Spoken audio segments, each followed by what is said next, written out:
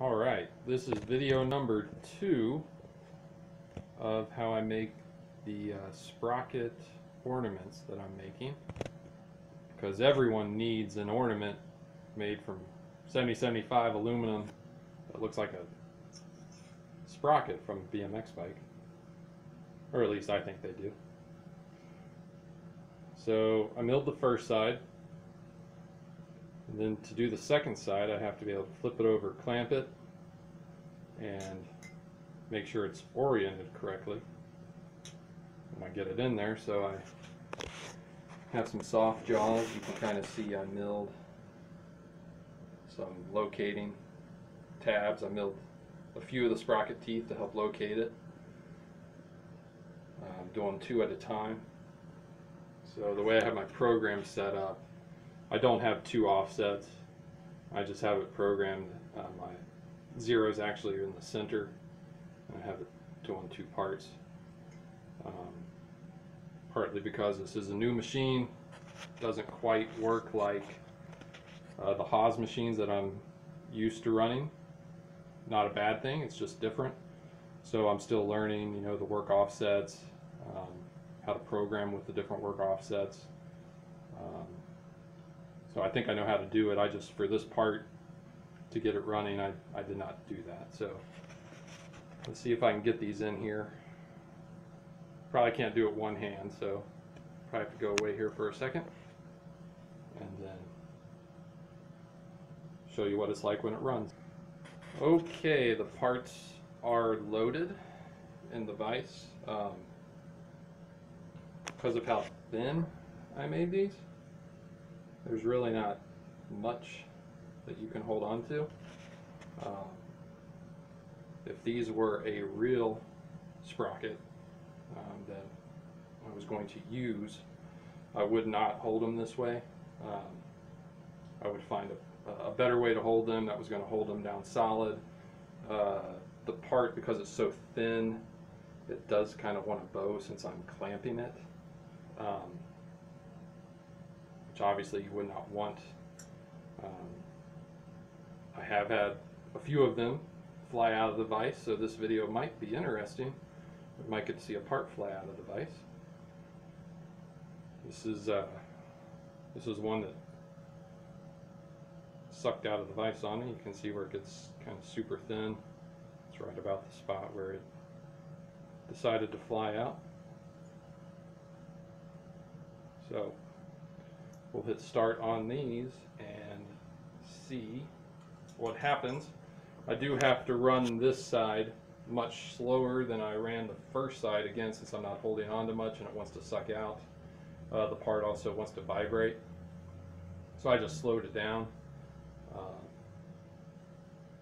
I'm actually taking a finishing pass. On the other side I was just cutting the full depths. On this side I'm leaving 5/1000ths on the face and then doing a finishing pass on it to give it a little bit better finish. So let's, I've actually made some changes to my program. This is the first time I'm running this version of the program, so it could be interesting. Let's see what happens.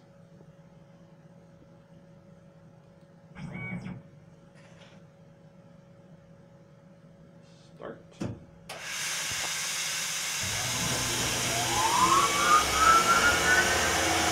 The first tool I'm using is a 1/4 inch 3 flute aluminum cutting wheel.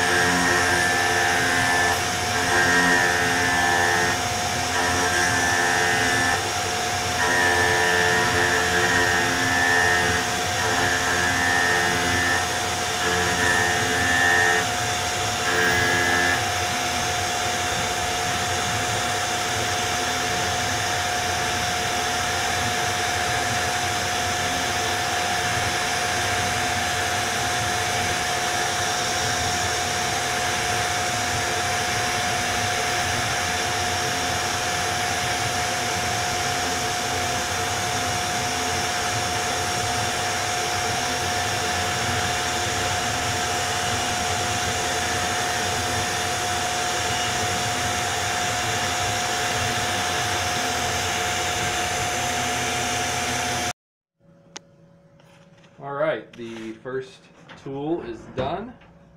Parts did not fly out of the vise. Happy with that. I don't know if you can see.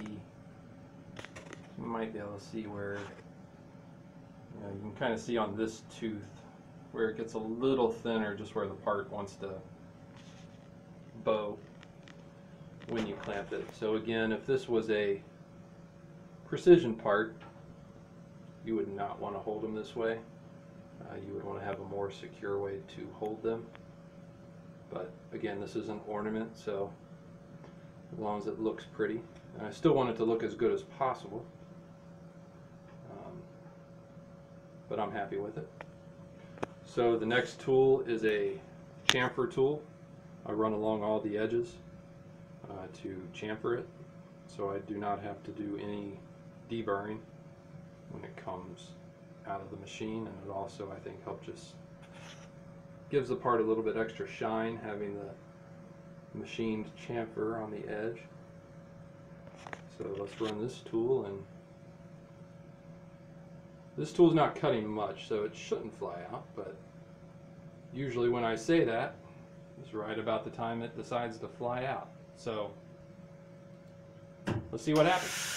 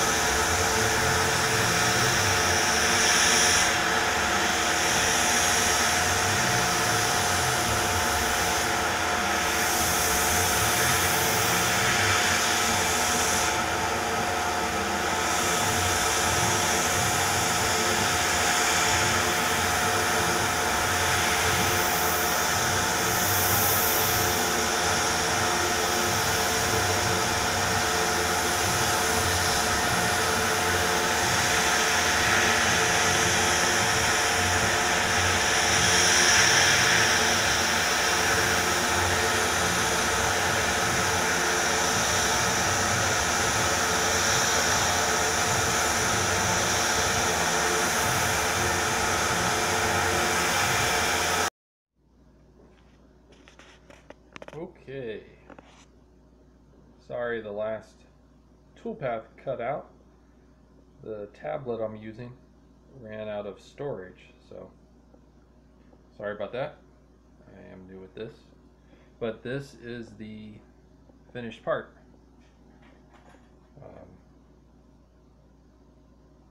Get a lot of glare, so it's kind of hard to see it.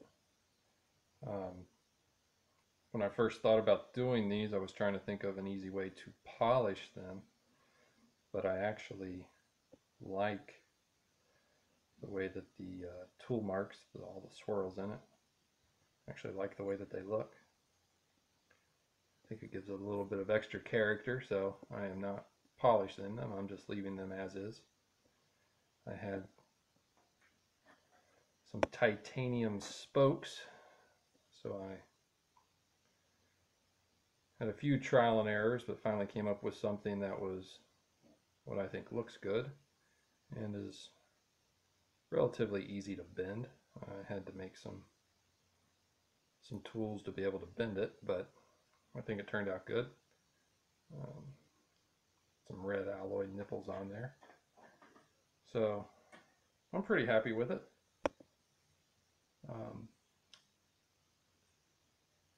Again, I was just kind of using this to learn my new machine, learn the new software that I'm using, Fusion 360. I was happy with it. Again, it's just different than what I have been using for the past 15 years at work programming Haas machines. So I've had a few frustrations trying to learn it, but I think once I learn it a little better, I might try to make some videos on what I've found with Fusion 360. So I'll probably put a link on here to I started a Facebook page, Revolution Machining. I have a link on there. I made about 24 of these. I was going to have around 30, but like I mentioned earlier, some of them decided to fly out of the vise. So I have about 24 of them. That turned out good. I am selling them for anyone who's interested. So thank you for watching. Oops. Thank you for watching my first YouTube videos.